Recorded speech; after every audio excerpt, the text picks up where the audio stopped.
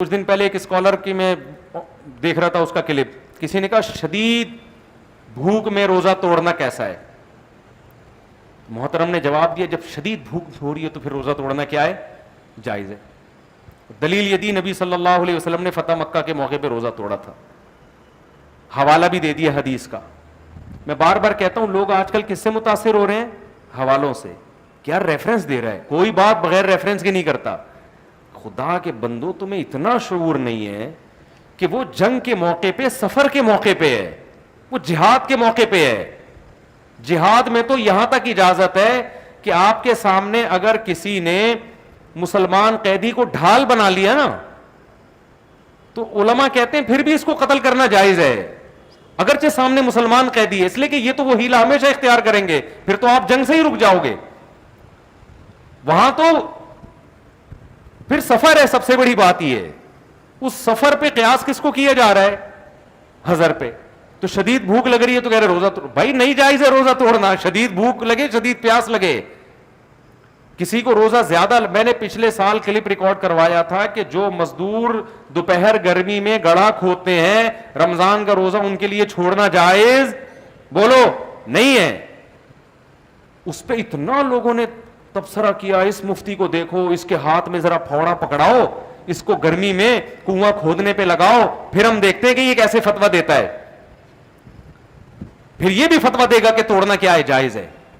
شاید میں فتویٰ دے دوں کہ توڑنا جائز ہے, لیکن اس فتوے کا شرعی اعتبار نہیں ہوگا, کیونکہ یہ فتویٰ پیاس سے متاثر ہو کے دے رہا ہوں گا میں. یہ تو خود اس کی علامت ہوگی یہ مفتی غلط فتویٰ دے رہا ہے, اس کو بہت سخت پیاس لگ رہی ہے تو اس کا فتویٰ کیا ہو گیا ہے.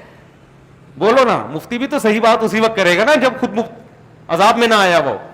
انشاءاللہ میں پھر بھی فتویٰ نہیں دوں گا میں, لیکن ایک مثال دے رہا ہوں کہ آج جو ہے نا قرآن اور حدیث کی نصوص کو ہر آدمی نے قرآنی آیت کو اپنے اوپر فٹ کر کر کے اپنی مرضی پہ وہ کر رہا ہے. بھائی مزدور کی کون سی آپ نے آیت سے نکال لیا کہ مزدور روزہ چھوڑ سکتا ہے. آپ یہ کہہ سکتے ہیں اسے روزہ بہت زیادہ لگتا ہے, تو روزہ تو میرے بھائی کسی کو بالکل بھی نہیں لگتا اور کسی کو بہت زیادہ. جو لوگ ناروے میں برف میں 4 گھنٹے کا روزہ رکھیں گے سردیوں میں, ان کے روزے میں اور جو 18 گھنٹے کے ریگستانوں میں روزہ رکھیں گے, زمین آسمان کا فرق ہوگا کہ نہیں ہوگا. لیکن سزا دونوں کی ایک جیسی ہے.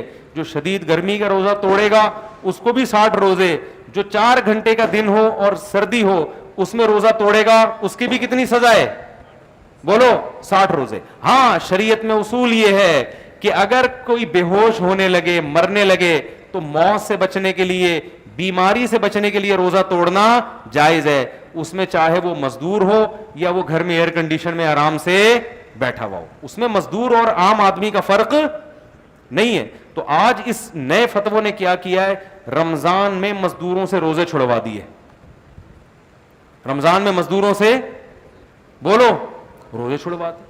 تو اسلامی احکام یاد رکھو, ایک اصول بار بار بیان کرتا ہوں, اسلام کے احکام آسان ہیں لیکن اس میں لچک نہیں ہے. خوب سمجھ لو, لچک نہیں ہے.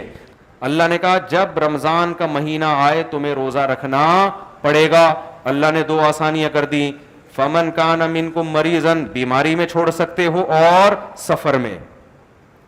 تیسری اللہ نے اجازت نہیں دی کا مطلب پتہ ہے کیا ہے, تیسرا کوئی دنیا میں فرد نہیں ہے جس کو رمضان کا روزہ چھوڑنے یا توڑنے کی اجازت. تبھی فقہائے کرام چونکہ دین کو صحیح سمجھتے ہیں, اصول پڑھے ہوئے ہوتے ہیں انہوں نے, فقہا کہتے ہیں, ایک دفعہ حضرت مولانا یوسف لدھیانوی شہید رحمۃ اللہ علیہ سے کسی مزدور نے مسئلہ پوچھا کہ میں بلوچستان میں کوئلے کی کان میں کام کرتا ہوں رمضان میں, اور میں رات میں یہ کام کر نہیں سکتا, دن میں چھوڑوں گا تو میری دہاڑی جائے گی, میرے گھر کا چولہا کیسے جلے گا, اور یہ کام مجھے کب کرنا ہے, رمضان میں بھی کرنا ہے کیونکہ دہاڑی چلی جائے گی میری.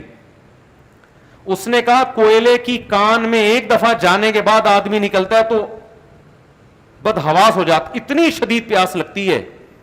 کیا میرے لیے روزہ چھوڑنا جائز ہے؟ آج کے اسکالر ہوتے فوراً کیا کہہ دیتے, یار ایسی مجبوری میں کیا ہے, جائز ہے. مجبوری ایکچولی ٹوپی ڈرامے گھما دیتے. حضرت مولانا یوسف لدھیانوی شہید رحمۃ اللہ نے جواب دیا جنگ اخبار میں, ہم بچپن میں اب تو پھر ہم نے بعد میں فقہا کو دیکھا کتابوں میں بھی یہی لکھا ہے. انہوں نے کہا نہیں بھائی آپ روزہ بولو نہیں چھوڑ سکتے, روزانہ رکھنا پڑے گا. بشرطے کہ آپ مسافر نہ ہو. اگر 15 دن ٹھہرنے کی نیت ہے, نہیں ہے تو پھر تو مسافر ہیں. پھر کریں کیا بھائی, ہمارے تو مرنے لگتے ہیں. انہوں نے کہا جب مرنے لگے توڑ دیں روزہ. کیا کریں, بولو نا, توڑ دیں. روز رکھیں اور روز توڑیں. اب آج کل کے جدید اسکالرز تو علماء پہ اعتراض کریں گے, ابے یہ دین کو تماشا بنا لیا انہوں نے, روز رکھوایا, دین کا مذاق بنا لیا انہوں نے. روز رکھ کے جب روز توڑوانا ہی ہے تو رکھوانے کی ضرورت کیا ہے. اسلام ایکچولی ایک وسیع, وہ ٹوپی ڈرامے چل رہے ہیں نا آج کل, میں تو دیکھ رہا ہوتا ہوں نا, اسلام ایکچولی ایک وسیع مذہب ہے. اسلام تو اللہ تو غفور الرحیم ہے. یہ مذاق بن جائے گا روز رکھوا کے روز توڑوانا, یہ کہ او بھائی جان یہ مذاق نہیں بنے گا. رکھنے کا حکم اس لیے دے رہے ہیں کہ اللہ نے مسافر کو چھوڑنے کی اجازت دی اور بیمار کو. یہ نہ مسافر ہے اور نہ بیمار. اور رہا یہ مسئلہ جب ناقابل برداشت کا مطلب یہ پیاس برداشت نہیں ہو رہی, اتنی کہ اب خطرہ ہے کہ بے ہوش نہ ہو جاؤں, شوگر لیول کہیں ڈاؤن ہو گیا, مر نہ جائے, کچھ ایسا مسئلہ نہ ہو جائے, جہاں ذرا سا یہ خطرہ ہو فوراً کیا کرے گا, نہ صرف جائز بلکہ توڑنا واجب ہے. نہیں توڑے گا گناہگار ہوگا. روز رکھ کے روز توڑ دے, رکھنے کا بھی ثواب اور توڑنے کا بھی ثواب. پھر جب دن چھوٹے ہو جائیں قضا کرے بعد میں. سمجھ میں آ رہی ہے بات کہ نہیں آ رہی ہے؟ تو دین کا بھی بیڑا غرق. نئے نئے اسکالرز آ گئے ہیں, پراپر پڑھا نہیں جا رہا ہے. دینی مسائل ڈاکٹروں سے پوچھ رہے ہیں, انجینئروں سے پوچھ رہے ہیں, سائنسدانوں سے پوچھ رہے ہیں. جنہوں نے یونیورسٹیوں میں ساری زندگی پروفیسر رہے, سائنس پڑھائی ہے, وہ آج مذہبی اسکالر بنے ہوئے ہیں. کوئی ہمارے سابق صدر ریٹائر ہوتے ہی تفسیر لکھ لی انہوں نے. ارے بھائی تم ساری زندگی سیاست میں رہے, اب ریٹائر ہو کے تم قرآن کی تفسیر کیسے؟ قرآن کیا بچوں کا کھیل ہے یار, کوئی بھی اٹھ کے تفسیر لکھ دے اس کی.